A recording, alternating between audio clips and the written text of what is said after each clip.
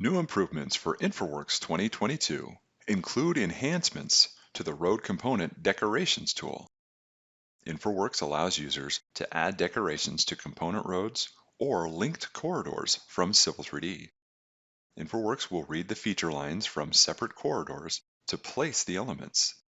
Roadway features and decorations are placed independent of the roadway layer.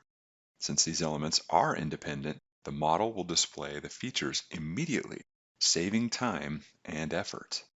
Users can choose from a large library of decorations to place along the corridor.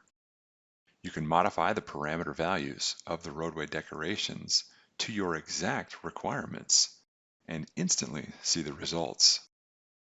You can also revise the station limits of the decorations to match the design details with precision.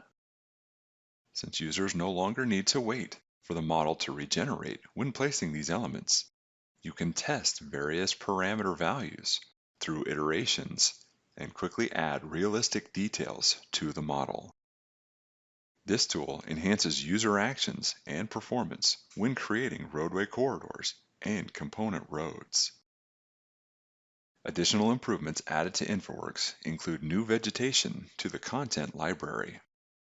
Now users can create more realistic landscape environments and add to the context model.